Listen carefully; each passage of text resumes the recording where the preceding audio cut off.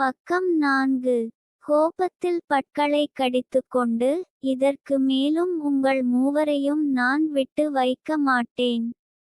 உங்களை இப்பொழுதே கொல்லப் போகிறேன் என்று கர்ஜித்தார்.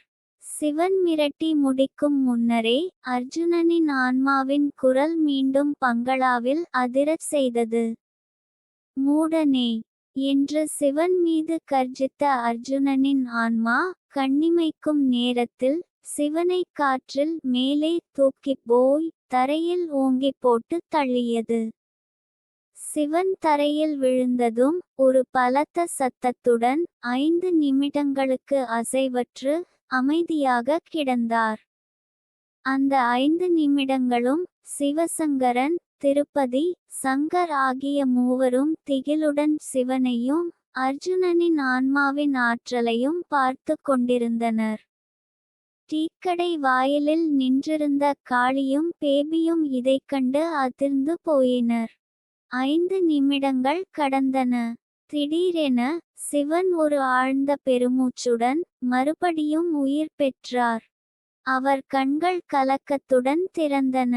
அவர் பயங்கரமான வலியுடன் மெதுவாக எழுந்து நின்றார். அர்ஜுனின் ஆன்மா சிவனை கொல்லாமல் ஒரு பாடத்தை புகட்டுவது போல இருந்தது. அத்தியாயம் 6. கத்தியின் ரகசியம் மற்றும் தப்பித்தல். தன் உடலில் படிந்த மண்ணை தட்டியபடி மெதுவாக எழுந்த சிவன் அர்ஜுனனின் ஆன்மாவை நோக்கி, என்னை படுத்தியிருக்கலாம், ஆனால் மூடனே, என்னை அழிக்க முடியாது என்று ஆவேசமாக கத்தினார். சிவனின் சவாலுக்கு பதிலளிக்கும் விதமாக அர்ஜுனனின் ஆன்மா சங்கர், திருப்பதி, சிவசங்கரனை பார்த்து ஒரு குளிர்ந்த குரலில் கட்டளையிட்டது, சிவனை அழிக்க வேண்டுமானால் அதற்கு ஒரு கத்தி வேண்டும். அது பக்கத்தில் உள்ள கோயிலில் இருக்கிறது. உடனே அந்த கத்தியை போய் எடுத்துக்கொண்டு வாருங்கள். அர்ஜுனனின் ஆன்மாவின் இந்த கட்டளை சிவசங்கரன், திருப்பதி மற்றும் சங்கர் ஆகிய மூவரையும் பெரும் குழப்பத்தில் ஆழ்த்தியது. உயிர் பயத்தில் சற்றும் தாமதிக்காமல் அந்த பங்களாவை விட்டு பதறி அடித்து கொண்டு வெளியேறினார்கள். அத்தியாயம் 7. உண்மை வெளிப்படுகிறது. பங்களாவை விட்டு வேகமாக வெளியேறிய சிவசங்கரன், சங்கர் மற்றும் திருப்பதி ஆகிய மூவரும் இவ்வளவு நேரம் பரபரப்பாக ஓடி வந்ததால் சோர்வடைந்து சற்று மூச்சு வாங்கினர். ஆனால் அவர்களுக்கு காத்திருந்தது ஒரு பெரும் அதிர்ச்சி. அவர்கள் ஓடி வந்த திசையில் டீக்கடை இருந்த இடத்தில் அவர்களுக்கு முன்னால் காளி, பேபி மற்றும் சிவன் ஆகிய மூவரும் நின்று கொண்டிருந்தனர்.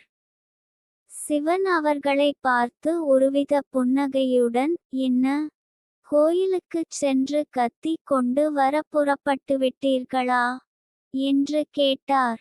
இந்த காட்சியை கண்ட மூவரும் அதிர்ச்சியில் உறைந்தனர். சங்கர் ஒருவித பயத்துடன், நீங்க அங்கே பங்களாவில் தானே இருந்தீங்க? அர்ஜுனனின் ஆன்மாவால் தூக்கி போடப்பட்டீங்க, எப்படி இங்க இருக்கீங்க என்று கேட்டான். சிவன் ஒரு கேலி சிரிப்புடன், அர்ஜுனனின் ஆன்மா என்னை பக்கம் 5. தூக்கி போட்டுவிட்டு என்னை கொல்ல கத்தி கொண்டு வரச் சொன்னதா? அது அர்ஜுனனின் ஆன்மா அல்ல என்று கூறிவிட்டு மர்மமான புன்னகையுடன் மூவரையும் உற்று நோக்கினார்.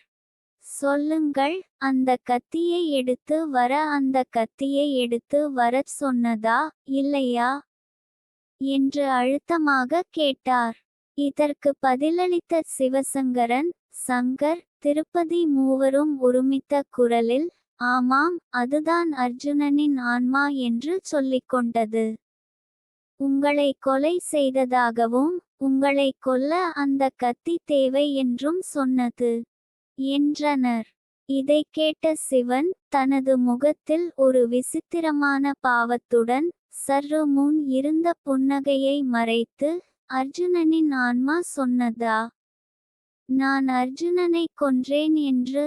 உண்மையில் நான் கொல்லவில்லை.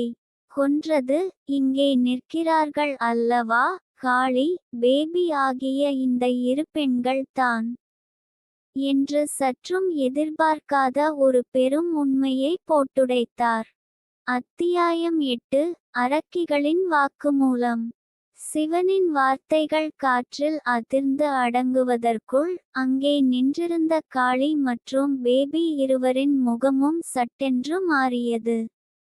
இதுவரை இருந்த தயக்கமான, அமைதியான முகமூடி கழன்று விழுந்து, அவர்களுக்குள் மறைந்திருந்த ஒரு கொடூரமான, வெறித்தனமான பார்வை வெளிப்பட்டது. அவர்களின் கண்கள் இரத்தச் சிவப்பாயின. உதடுகளில் ஒரு பயங்கரமான, விகாரமான சிரிப்பு படர்ந்தது. அவர்களின் தோற்றம் முன்பை விடவும் பல மடங்கு கடுமையாக மாறியது. டீக்கடையின் சுற்றுப்புறமே ஒருவித உறைந்த அமைதியால் சூழ்ந்தது. மூவரும் பெரும் அச்சத்தில் உறைந்து நின்றனர். காளி தனது குரலை ஒரு குரூரமான கர்ஜனை போல ஒலிக்கச் செய்தாள். ஹா ஹா, ஆமாம், நாங்கள் தான் அர்ஜுனனை கொன்றோம். அவன் எங்களுக்கு தேவையில்லாதவனாக இருந்தான். எங்கள் திட்டங்களுக்கு அவன் தடையாக இருந்தான். அதனால்தான் அவனை அப்புறப்படுத்தினோம். அவளை தொடர்ந்த பேபி வெறித்தனமான சிரிப்புடன், அவன் வெறும் ஒரு பொம்மை. எங்கள் கையில் கிடைத்த ஒரு விளையாட்டு பொருள். அவனை யார் வேண்டுமானாலும் கொன்றிருக்கலாம். அவன் உயிரை நாங்கள் அற்பமாக எண்ணினோம் என்று கொடூரமாக கூறினாள். அவர்களின் வார்த்தைகள் மூவரின் உடலெங்கும் ஒருவித சிலிர்ப்பை ஏற்படுத்தியது. அத்தியாயம் 9. கிளைமாக்ஸ். அரக்கிகளின் முடிவு மற்றும் புதிய தலைமை. காளி மற்றும் பேபியின் கொடூரமான வாக்குமூலத்தை கேட்ட சிவன் சட்டென்று தனது முகத்தில் இருந்த கேலிச் சிரிப்பை மறைத்து, ஒரு ஆழ்ந்த கோபத்துடன் அவர்களை பார்த்தார். அவருடைய கண்கள் இரத்தச் சிவப்பாயின. தனது இடுப்பிலிருந்து ஒரு பளபளக்கும் கத்தியை உருவிய சிவன் அதை உயர்த்தி பிடித்தார். அந்த கத்தி சந்திர ஒளியில் மின்னி ஒருவித மரண அச்சத்தை ஏற்படுத்தியது.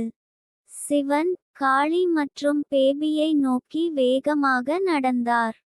போதும், உங்கள் கொடூர விளையாட்டுகளுக்கு நான் இனி அனுமதிக்க மாட்டேன் என்று கர்ஜித்தார். சற்றும் தாமதிக்காமல்.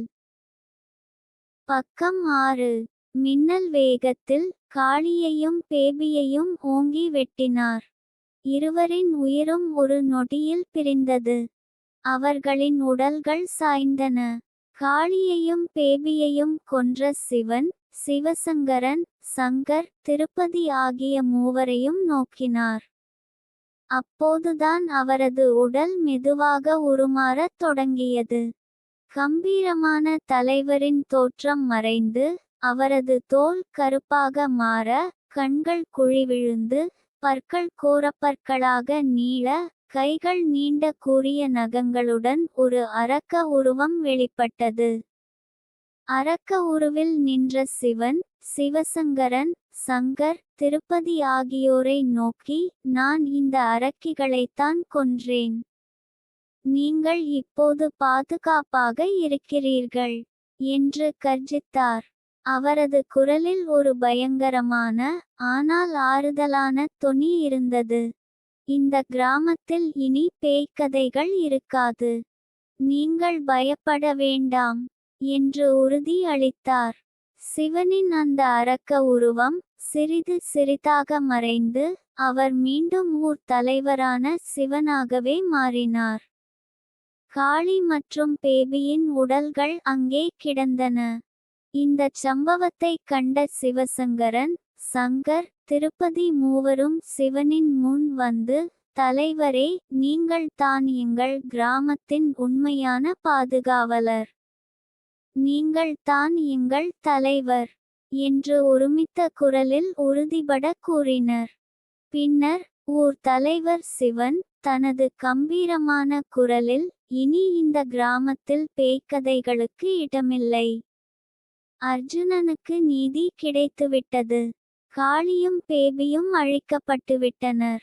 இனிமேல் எந்த தீய சக்தியாலும் இந்த கிராமத்தை அண்ட முடியாது என்று அறிவித்தார். பாகம் 1 இத்துடன் நிறைவடைகிறது.